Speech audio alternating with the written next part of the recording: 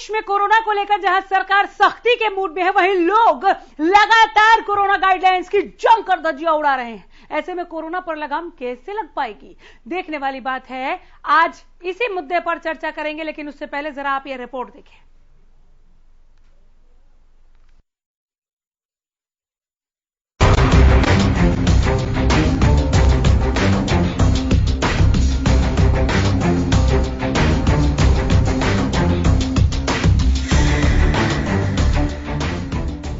प्रदेश में कोरोना के बढ़ते मामलों के बीच सरकार और प्रशासन पूरी तरह से तैयार है। महामारी से निपटने की तैयारियां चरम पर हैं। सीएम से लेकर उपायुक्तों तक बैठकों में व्यस्त हैं। वहीं धरातल पर पुलिस कोरोना गाइडलाइंस की पालना को लेकर मुस्तैद नजर आ रही है। कोविड को लेकर मुख्यमंत्री मनोहर लाल भी एक्शन में नजर आ रहे हैं। सीएम ने चंडीगढ़ में सभी उपायुक्तों के साथ बैठक ली और कोरोना के वर्तमान हालातों पर चर्चा की। सीएम ने इस दौरान कोरोना गाइडलाइंस की पालना को लेकर सख्ती बरतने के निर्देश दिए और बिना वैक्सीनेशन लोगों को सार्वजनिक जगहों पर बैन को कड़ाई से लागू करने के निर्देश दिए। सीएम ने विदेश से आने वाले लोगों पर कड़ी नजर रखने और उपायुक्तों को जिलों में ऑक्सीजन प्लांट, अस्पतालों के साथ साथ दूसरे आवश्यक उपकरणों की समीक्षा करने के निर्देश दिए। जैसा आपको पता है कि तीसरी लहर ये बहुत तेजी से बढ़ रही है। आज हरियाणा में लगभग 500 केस प्रतिदिन बढ़ रहे हैं। आज 2000 से ऊपर केस हो गए हैं। हमें सब जगह सावधानी बरतने की आवश्यकता है ताकि इस कोरोना के फैलाव को हम रोक सकें। और सब प्रकार की सावधानी बरतने के लिए हमने जो नई गाइडलाइंस तय की हैं उसमें बाजार जो है मॉल बाजार 5 बजे तक का समय को दिया, उसके बाद नहीं खोल पाएंगे।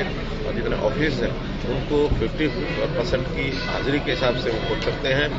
बहुत चीजों के ऊपर ऐसे कड़े प्रतिबंध लगाए हैं। स्कूल कॉलेज को भी बंद किया है। इसका इम्प्लीमेंटेशन करने के लिए डिस्ट्रिक्ट लेवल पर डीसीज के माध्यम से कमेटी बनाई गई है जो इसका पालन करें और सख्ती करें। जो इसका पालन नहीं करते हैं, खास करके मास्क का या बाकी जो नॉर्म्स हैं उपस्थिति के, उनका उल्लंघन करते हैं तो उनका चालान भी किया जाएगा।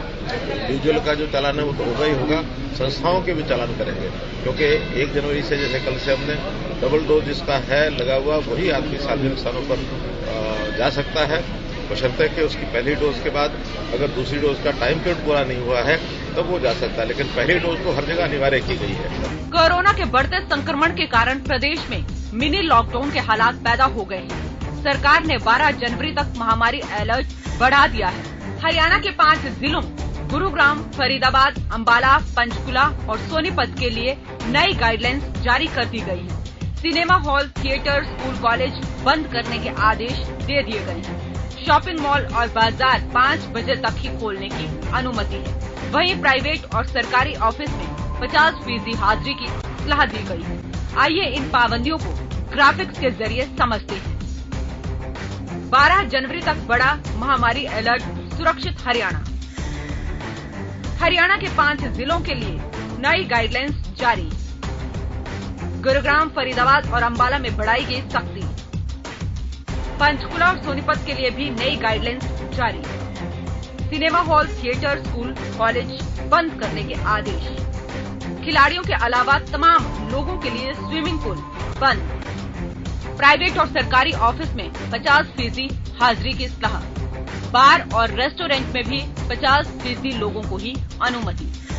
एक तरफ जहां सरकार कड़ाई बरत रही है, वहीं दूसरी तरफ लोग लापरवाही बरतते नजर आ रहे हैं। बिना वैक्सीन और मास्क के लोग सार्वजनिक जगहों पर देखे जा सकते हैं। हरियाणा में ओमिक्रॉन से संक्रमितों की संख्या 63 तक पहुंच गई है। वहीं बीते एक दिन में 552 नए कोरोना केस सामने आए हैं। अब देखना होगा एक तरफ सख्ती और दूसरी तरफ लोगों द्वारा बरती जा रही ढिलाई से महामारी से कैसे उबर पाते हैं। Bureau report, Haryana news.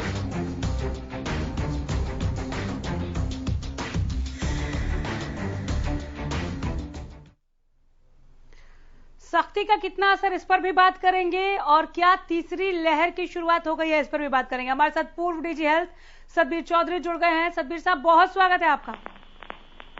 बहुत बहुत धन्यवाद अनामिका जी, बहुत बहुत धन्यवाद। आपने बहुत जरूरी आज का बर्निंग मुद्दा लिया है, बहुत बहुत धन्यवाद। ये आज का बर्निंग मुद्दा ही नहीं, हम एक अरसे से झेल रहे हैं और ये और ज्यादा ज्वलंत ना हो जाए इसके लिए बहुत ज्यादा जरूरी है कि ना इस पर केवल चिंतन किया जाए। यहाँ पर दर्शकों को समझना होगा, हम चिंता करने के लिए नहीं कह रहे, चिंतन करने के लिए कह रहे हैं और उसे हम अपने व्यवहार में ढालें। कैसे रोक सकते हैं हम तीसरी लहर को? लगातार मामले बढ़ रहे हैं सतबीर साहब। पहले तो मैं ये बताना चाहूंगा कि ये कोरोना की लहर आ नहीं रही, हम जा करके इसको बुला करके लेकर आ रहे हैं जी। पिछले 2 महीने में 3 महीने में आपने देखा होगा सरेआम कोई कहीं सोशल डिस्टेंसिंग नहीं है, पब्लिक फंक्शन हो रहे हैं। अब निर्देश जारी कर दिए जाते हैं, गाइडलाइन जारी कर दी जाती हैं, लेकिन विडंबना यह है कि जो लोग निर्देश जारी करते हैं, जो लोग गाइडलाइन जारी करते हैं, वही उसे नहीं मानते, वही बिना मास्क के घूम रहे होते हैं। तो लोगों को दिखाना ज्यादा जरूरी है गाइडलाइन जारी करने के लिए। गाइडलाइन नहीं आम आदमी पढ़ता, आम आदमी ये देखता है जब नेता नहीं पहन रहे मास्क तो हमें क्या यूज है मास्क पहनने की, इसका नेता इम्यून है।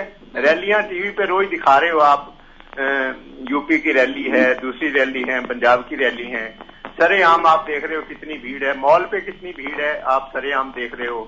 चलो सिनेमा हॉल बंद करने के आदेश दिए हैं, आदेश बंद हो जाएंगे सिनेमा हॉल। मंडियों में कितना बुरा हाल है, सब्जी मंडी, शाम की मंडी हो, सुबह की मंडी हो, वहां सोशल डिस्टेंसिंग का धज्जियां सरेआम उड़ती हैं। अब लोगों को सबको पता है कि गैर जरूरी घर से बाहर नहीं निकलना, बेकार की शादी और इस टाइप के समारोह में ज्यादा लोगों को नहीं जाना, भीड़ भाड़ नहीं करनी, और फंक्शन करना है तो खुले में करना है, अंदर बंद कमरे में नहीं करना। सबको ये बातें पता है। अब सरकार इससे पल्ला नहीं झाड़ सकती कि लोग नहीं मानते। लोगों को मनाना सरकार की जिम्मेवारी है। ऐसे तो फिर सरकार ये कहेगी कि लोग बाईं तरफ भी नहीं चलते, दाईं तरफ चलेंगे, लाल बत्ती भी नहीं मानते। निर्देश देने से कुछ नहीं होगा, निर्देश पालन कराने से कुछ काम होगा। लोगों को सबको पता है, उनको ये भी पता है ये सब हमारे हित में है, लेकिन जो काम अब टीवी मीडिया कर रहा है वो काम सरकार को करना चाहिए। सरकार को लोगों को बताना चाहिए कि ये कितना जरूरी है, अदरवाइज इससे कितना नुकसान होगा। जो स्टेप सरकारी तौर पर उठाए गए, जैसे कि मिनी लॉकडाउन की हम बात करें, हमने देखा सभी जिला उपायुक्तों को प्रदेश के मुखिया ने बुलाया, सीएम साहब ने समझाया कि आप लोग क्या कर रहे हैं और वो जो आप कर रहे हैं वो केवल आपकी तरफ से निर्देश दिए गए, आदेश दिए गए हैं या वाकई वो हो रहा है। इस तरह से नकेल कसना भी बहुत ज्यादा जरूरी है। केवल ये कह देना कि मिनी लॉकडाउन है, केवल ये कह देना कि अगर डबल डोज नहीं है तो सार्वजनिक स्थलों पर हम नहीं जाने देंगे, इतना ही काफी नहीं है, बल्कि इसको अमली जामा भी पहनाया जाना चाहिए। बिल्कुल, अमली जामा पहनाना बहुत जरूरी है। एक स्कूटर वाले का, एक रेडी वाले का, बेचारे का, एक सिंपल आदमी का चालान करने से कुछ नहीं होगा। आपको एग्जाम्पलरी पनिशमेंट देनी पड़ेगी। जो अफसर गैर जरूरी मीटिंग बुलाते हैं, मीटिंग की जरूरत ही नहीं है। अब मैं आपसे बात कर रहा हूँ, आपके आमने सामने बात कर रहा हूँ, दर्शक देख रहे हैं, दर्शक के लिए मैं तो वर्चुअल हो सकता है, स्टूडियो में ही बैठा हूँ। हो सकता है। इसी प्रकार जितनी भी मीटिंग है वो सब वर्चुअल होनी चाहिए। पिछले 1 महीने में देखा जाए कि आपके चैनल पर ही मैं पहले 1.5-2 महीने में 4 प्रोग्राम कर चुका हूँ। हर प्रोग्राम में ये बात होती है कि मीटिंग नहीं होनी चाहिए, फिर सरेआम मीटिंग हो जा रही है, फंक्शन किए जा रहे हैं। अगर एक मंत्री किसी फंक्शन में जाएगा, पुलिस वालों की मजबूरी है, उन्हें तो आना पड़ेगा। और जो चमचे हैं, छोटे नेता, छुटभैया नेता, वो भी आएंगे जब बड़ा नेता आ रहा है, और जिला प्रशासन भी आएगा।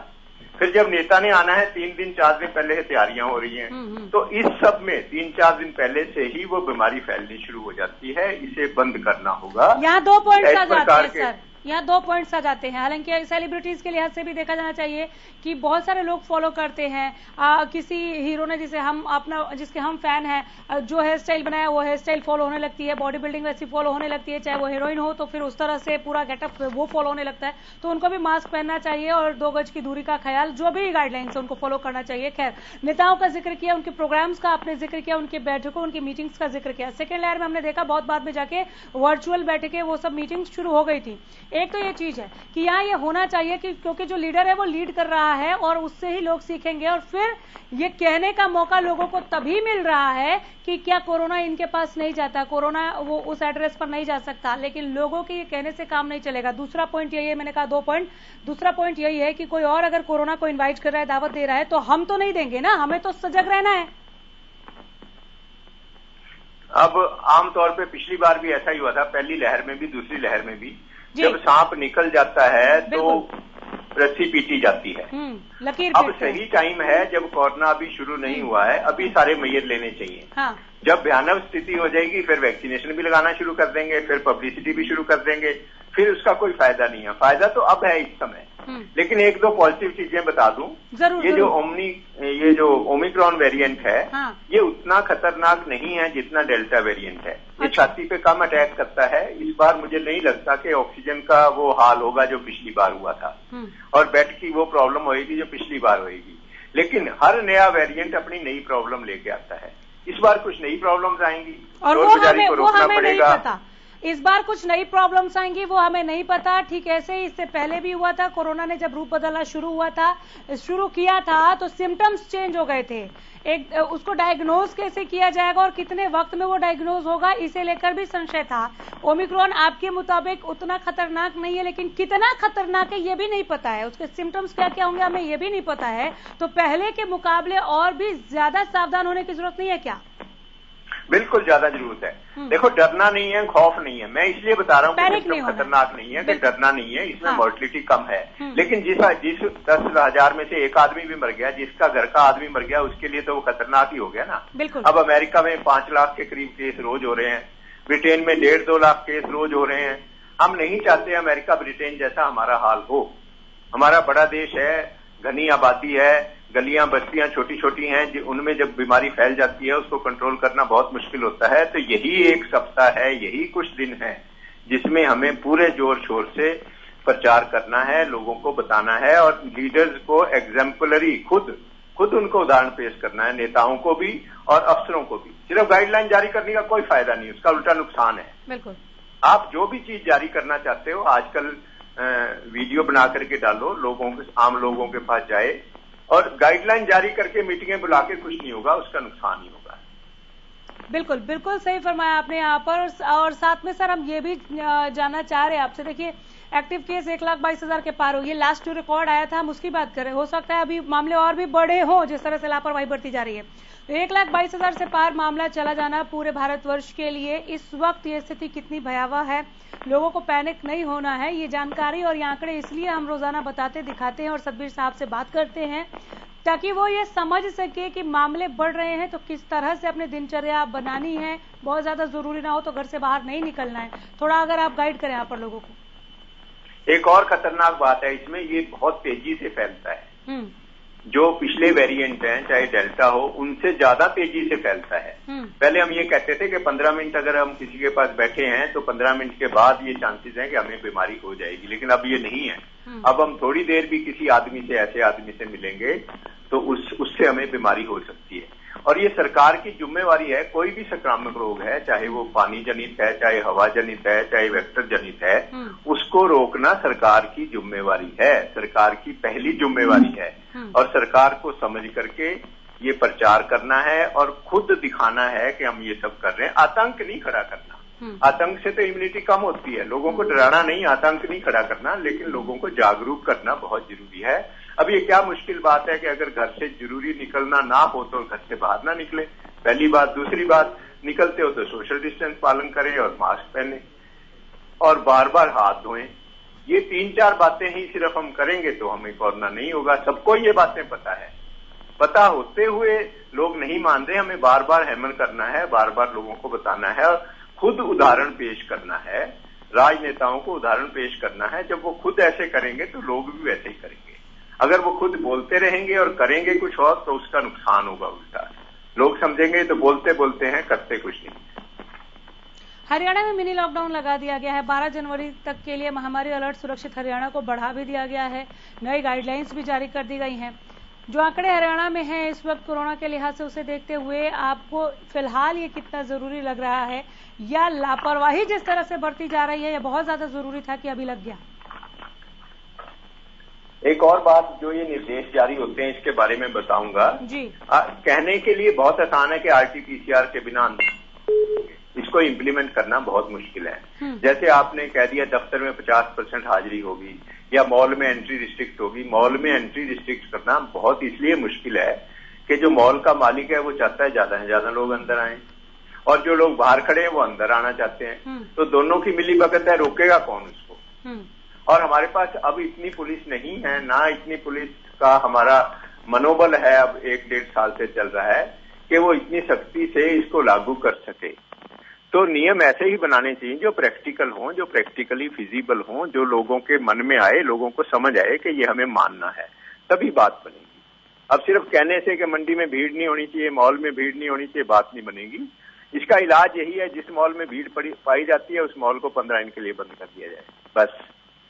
इसी प्रकार जिस मंडी में भीड़ आती है, जिस मार्केट में प्रॉब्लम आ रही है, वो सारी मार्केट 15 दिन के लिए बंद कर दिया जाए। ये हो सकता है, और ये छोटी छोटी 1-1, 2-2 पे सख्ती करना ये पॉसिबल नहीं है। यही तरीका है कि जिस मार्केट में लोग नहीं मान रहे वो पूरी मार्केट 15 दिन के लिए, 10 दिन के लिए बंद कर दी जाए। फिर अगली बार जब दोबारा मार्केट खुलेगी तो लोग सारी गाइडलाइन मान करके और अच्छी तरह करेंगे।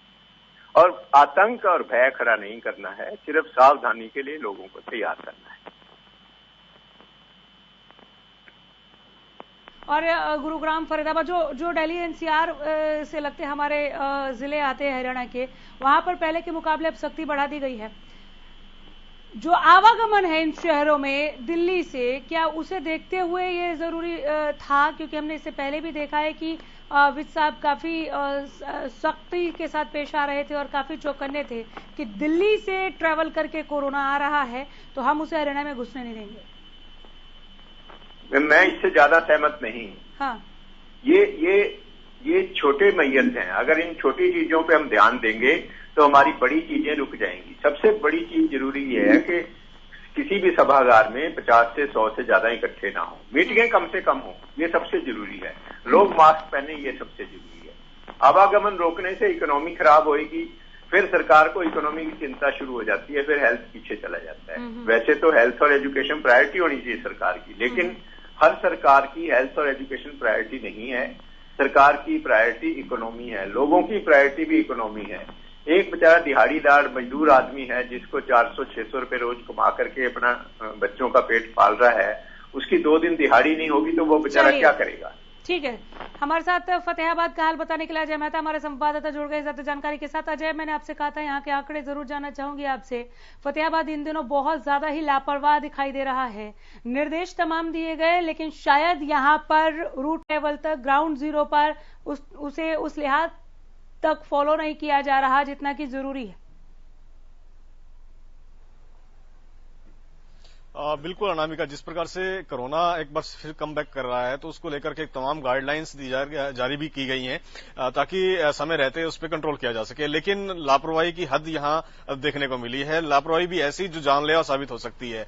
आपने दूसरी लहर के अंदर भी देखा था किस प्रकार से जो है पूरे देश को झकझोर दिया था इस दूसरी लहर ने। अगर अब तीसरी लहर के अंदर भी कहीं ऐसी खामियां नजर आती हैं तो उसको समय रहते दुरुस्त करना ही होगा, नहीं तो आने वाला समय जो है इसका जवाब माकूल जवाब देगा। देखिए अनामिका, आज जब ग्राउंड जीरो पे जाकर के हम लोगों ने सरकार के उन आदेशों की पालना करते हुए लोगों को जानना चाहा तो बड़े जो है विपरीत जो तस्वीरें सामने आई। कहीं मास्क नहीं था, सोशल डिस्टेंसिंग नहीं थी। साथ ही वो आदेश जो 3 दिन 4 दिन पहले सरकार की तरफ से जारी किए गए थे कि नो सर्टिफिकेट नो सर्विस, वो भी जो है हवा में जो है धूल फांकते नजर आए थे। कहीं भी जो है जो वैक्सीनेशन का सर्टिफिकेट चेक नहीं किया जा रहा था। इवन जो बस स्टैंड है, शॉपिंग मॉल्स हैं, वहां पर भी बादस्तूर जैसे रोजमर्रा की तरह ही लोग आवाजाही कर रहे थे। आप जहां से रिपोर्ट कर रहे हैं, मैं आपके पीछे देख पा रही हूँ, अभी एक शख्स गुजरे, मास्क था लेकिन मुंह और नाक से नीचे था।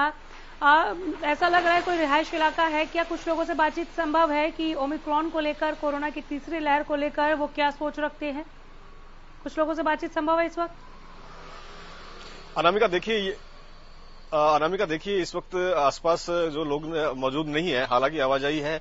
बिल्कुल अगर यहाँ कोई नजर आता है तो जरूर हम बातचीत करने का प्रयास करेंगे, लेकिन फिलहाल यहाँ जो लोगों की सिर्फ आवाजाही हो पा रही है। लेकिन इस परिस्थितियां जो हम लोगों ने बातचीत की है लोगों से, हमारी बात हो चुकी। आज मैंने फतेहाबाद की लापरवाही पर 2 दफा आपके साथ बात की है और तब तक बात करती रहूंगी जब तक कि फतेहाबाद सावधान नजर नहीं आता। शासन प्रशासन का रोल कैसा दिख रहा है? चाहे हम ऑक्सीजन प्लांट की बात करें, चालान की बात करें, दवाइयों के स्टॉक की बात करें, अस्पतालों में बेड की सुविधा की बात करें, वेंटिलेटर की बात करें, कैसी तैयारियां हैं? एक बार फिर अफरा तफरी तो नहीं मचने वाली है?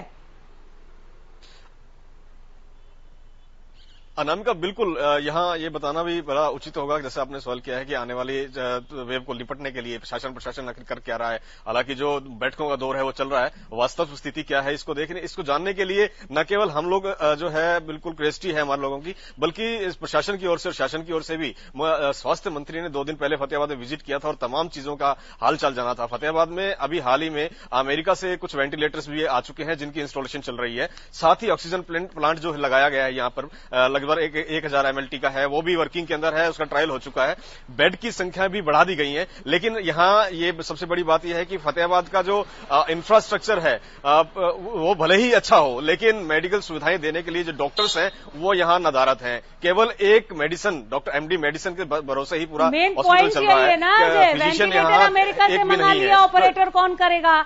डॉक्टर्स की संख्या नहीं है तो अस्पताल में बेड्स बढ़ाने के, हालांकि बेड्स पर अभी आपने कुछ जानकारी दी नहीं है कि पहले के मुकाबले बेड्स की संख्या बढ़ाई गई है कि नहीं, क्योंकि पिछली बार तीसरी लहर ने मौत का तांडव दिखा दिया था। ईश्वर न करे ऐसा हो, लेकिन लापरवाही जिस तरह से जिस हद तक बढ़ती जा रही है, ऐसा लग रहा है खुली दावत दी जा रही है और दरवाजा खोलकर बाहर फैलाकर इंतजार किया जा रहा है कोरोना का आने के लिए। खासकर फतेहाबाद से ऐसी तस्वीरें आ रही हैं। ऐसे वेंटिलेटर्स का क्या फायदा, ऐसी मशीनों का क्या फायदा जिन्हें ऑपरेट करने के लिए लोगों की कमी हो? बिल्कुल अनामिका, देखिए इस मुद्दे को लेकर के हरियाणा न्यूज के मार्फत हमने बहुत बार सरकार को जगाने का प्रयास किया है कि फतेहाबाद का जो जिला मुख्यालय पर हॉस्पिटल बना हुआ है वहां पर्याप्त स्टाफ नहीं है, मेडिकल पैरामेडिकल स्टाफ की कमी है। हालांकि अभी हाल फिलहाल के अंदर यहाँ RT-PCR लैब भी स्थापित कर दी गई है ताकि समय रहते टेस्टिंग हो सके, लेकिन मैन पावर की जो कमी है वो आने वाले दिनों के अंदर जो है एक बड़ा परेशानी का सबब बन सकता है। यहाँ डॉक्टर्स की कमी को लेकर के जब हमने हेल्थ मिनिस्टर से बातचीत की थी।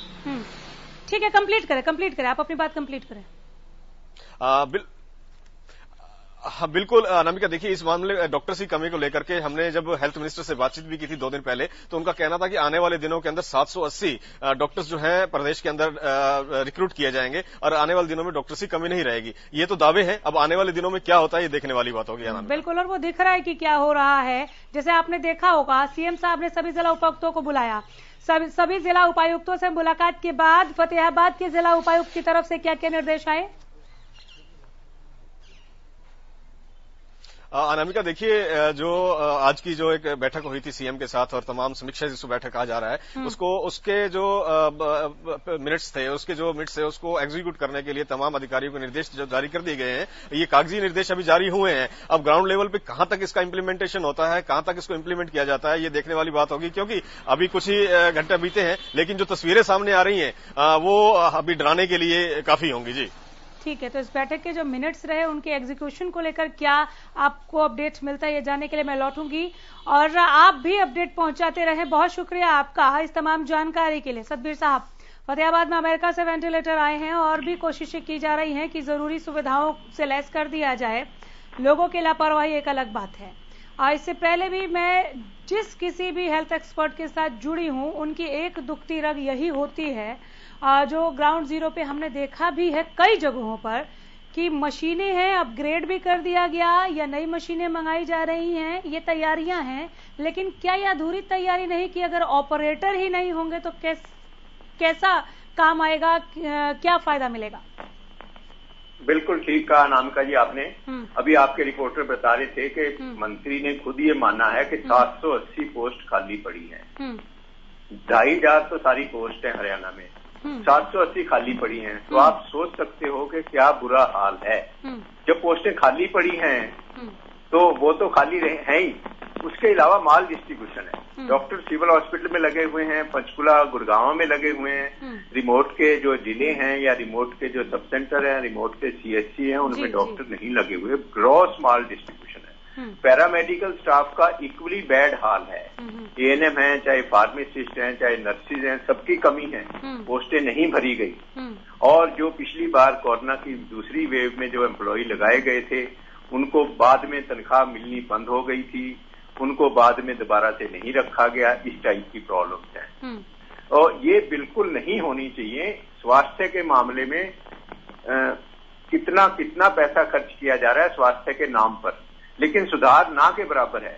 बेड बढ़ाने की बात है, 5% से ज्यादा बेड हरियाणा में नहीं बढ़े पिछले 2 साल में। बताइए। बढ़ने तो चाहिए थे बहुत ज्यादा बेड, लेकिन बेड बिल्कुल नहीं बढ़े हैं। जिंदल हॉस्पिटल खोला गया था हिसार में, बहुत जोर शोर से मुख्यमंत्री ने उसका उद्घाटन किया था।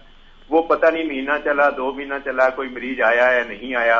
उसके बाद हॉस्पिटल भी बंद हो गया। उसके जो doctor staff, nurses, paramedical staff लगाया था वो सारा हटा दिया। और इस प्रकार की भी शिकायतें आई कि उनको हटाने से पहले कईयों को तनख्वाह नहीं दी। तो इस प्रकार की इरेगुलरिटी बिल्कुल नहीं होनी चाहिए। ये इरेगुलरिटी जो है, इसको सुधारने के लिए क्या हमारे पास अभी पर्याप्त वक्त है? कोरोना और कोरोना के दूसरे भयावह रूप हमें ये अभी वक्त दे रहे हैं, हमें अलाउ करते हैं कि ठीक है आप कछुए की रफ्तार से चलिए? मैं एक उदाहरण देता होता हूँ। हाँ। कि जब चाइना के प्रीमियर आए थे अहमदाबाद में, तो हमारे प्रधानमंत्री उनको झूला झुला रहे थे बापी को साथ बिठा करके। चाइना ने 10 दिन के अंदर वुहान में 2000 बेड का हॉस्पिटल बना दिया था, सिर्फ 10 दिन के अंदर। और यहाँ हमारे पास 10 महीने में 2000 बेड नहीं बनते एक पूरे डिस्ट्रिक्ट में, पूरे देश में। तो फिर हम मुकाबला उनसे कैसे कर पाएंगे? बेड तो बढ़ाने चाहिए थे। और बेड बढ़ाने का क्या नुकसान है? बेड तो हमेशा ही कम रहते हैं किसी भी अस्पताल में, सरकारी अस्पताल में चले जाओ, आप जहाँ पर काम किए जाने की जरूरत है और बहुत ही तेजी के साथ काम किए जाने की जरूरत है। कुछ कोशिशें हमें शासन और प्रशासन की तरफ से दिख रही हैं, सरकारी तौर पर दिख रही हैं, लेकिन ये कोशिशें अभी काफी नहीं है। इसे आप पहला कदम जरूर कह सकते हैं, जो कि बहुत पहले उठ जाना चाहिए था।